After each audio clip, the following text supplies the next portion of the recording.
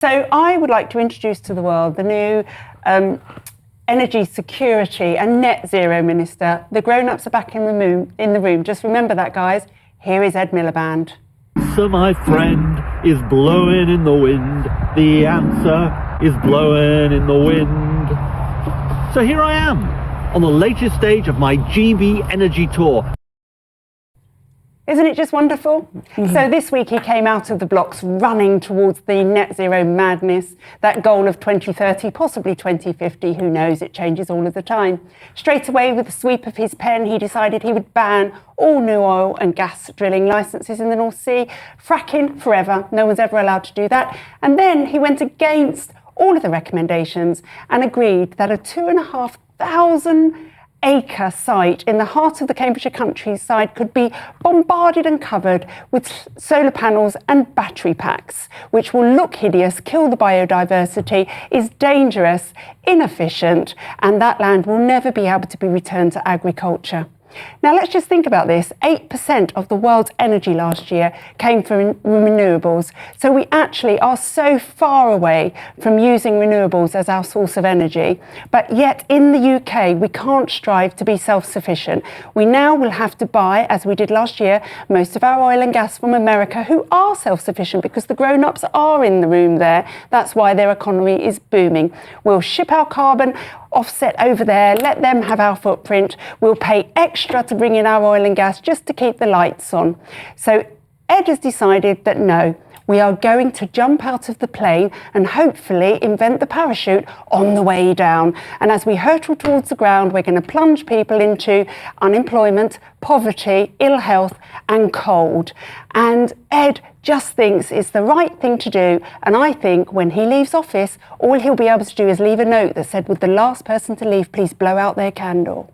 Well, Renee, well said. Very well said. That was quite the tour de force. I wish Wallace would go back to his Wensleydale and leave the sodding country alone, to be perfectly flat. I don't know if I can say that word at 6 o'clock. I do apologise if anyone's deeply offended by now. But Patricia's written in, I want to put this to Benjamin Butterworth. Patricia says, Miliband is stark raving mad and should be stopped immediately. We are sitting on valuable reserves of oil and gas, coal, and contribute little to emissions, yet this idiot wants to put us all in the dark. He was rejected previously as Prime Minister, of course. So why is he back and allowed to do this? Absolutely dreadful. He should never, ever have been given any job at all.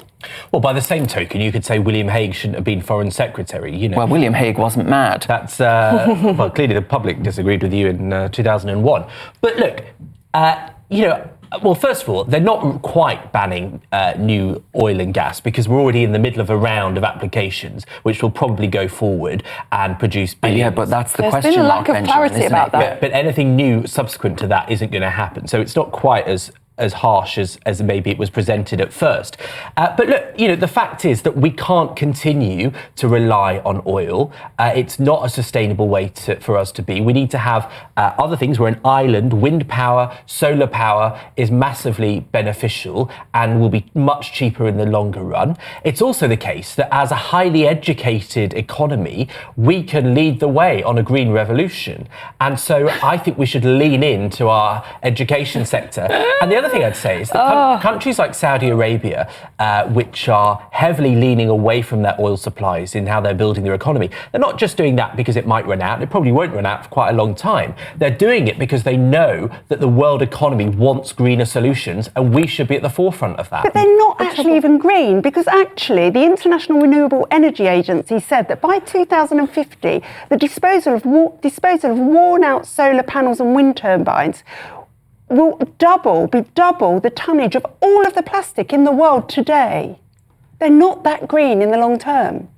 We have to get Madeline Grant, because Madeline Grant, if viewers didn't see it, grimaced throughout Benjamin Butterworth's I'm remarks. sorry. It's very rude of me. I have an uncontrollable facial expression. Oh no, I loved it. I applauded Didn't mean it. to. Well, basically, I despise this kind of, I think, very virtue signalling purity, essentially, because we are not ready yet. Harmful. A lot of what Benjamin said, I mean, I agree, it's a worthy idea in theory, but the reality is that we are still so far off being able to divest ourselves completely of fossil fuels. So why would we shoot ourselves in the foot by also divesting ourselves of a load of very well-paid, highly skilled jobs? A slap in the face for Scotland, a massive slap in the face for Scotland this would be, when the new technology isn't ready yet at all. So we would continue to export it from other countries, but not take advantage of our own reserves. It strikes me as shooting ourselves in the foot so that Ed Miliband can feel like a big, important statesman on the world stage and hold his head up high at the next COP summit. Exactly, but As Renee... he plays that song. Renee, I'm afraid, you know, Albie's a fan of Ed and his banjo. No, I'm not. I was about to say, can we just talk about that awful video that we see? Like, I mean, I appreciate all the very intelligent points everyone has made, but I am sorry.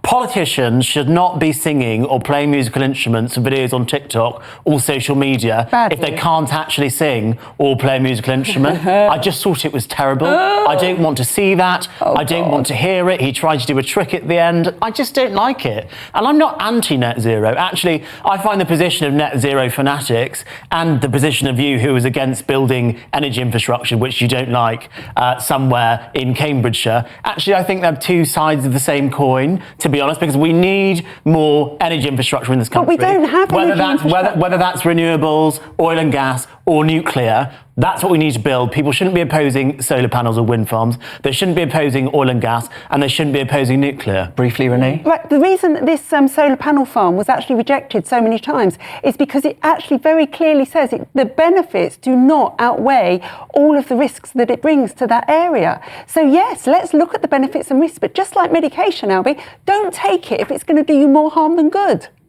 And are renewables going to do us more harm than good? These ones are. They're going to damage the biodiversity. They are a fire risk. The local fire authority don't want it there. You sound like a Green Party politician opposing nuclear. Everyone's got a problem with everything. We just need to get building. All right, we'll have to leave that one there.